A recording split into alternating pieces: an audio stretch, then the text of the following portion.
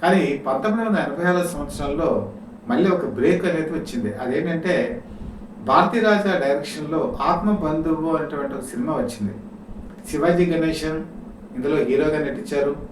అలాగే రాధా మేకప్ లేకుండా నటించారు ఈ సినిమాలో. పూర్తి స్థాయి ఎక్కడ మేకప్ ఉండదు. ఒక పడవ నడుపుకునేటువంటి ఒక వ్యక్తి కూతురు, ఒక ట్రైబల్ గర్ల్ అని చెప్పి అనుకోవచ్చు. జాకెట్ లేకుండా కేవలం చీరతోనే ఈ సినిమాలో నటించారు. దాంతో పరిశ్రమ అంతా కూడా షాక్. రాదేంటి ఇలాగ గ్లామరస్ కాకుండా ఇలాంటి రోల్ ఏంటి, అందులోనూ అప్పటికి వయసు పైబడినటువంటి శివాజీ గణేశన్ సోలో హీరోగా నటిస్తున్నారు. పైగా ఆయనకి ఎటువంటి పెద్ద విగ్గులు కానీ, లేకపోతే పెద్ద మేకప్ కానీ, సూటు కానీ, బూట్ కానీ ఏమి ఉండదు. ఇలాంటి కథను ఎంచుకొని వీళ్ళు చేయడం ఏంటని చెప్పి ఆశ్చర్యపోయారు. అదే టైంలో తెలుగు సినిమా ఇండస్ట్రీ నుంచి కూడా ఒక సినిమా పోటీగా వచ్చింది.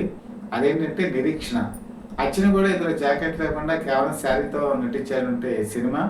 పైగా అర్చన ఆవిడకి గ్లామర్ ఓరియంటెడ్ పర్సన్ కాదు. బేసిక్‌గా ఆవిడ పెర్ఫార్మెన్స్ ఓరియంటెడ్. ఆవిడ చేసింది అంటే పర్వాలేదు, కానీ అర్చనతో పోటీ పడగలదా రాధా అని చెప్పి అనుకున్నారు. ఈ సినిమాలు ఒక విధంగా సెల్యులాయిడ్ మీద పోటీ పడ్డాయి. రాధా అద్భుతమైన మార్కులు కొట్టేసింది.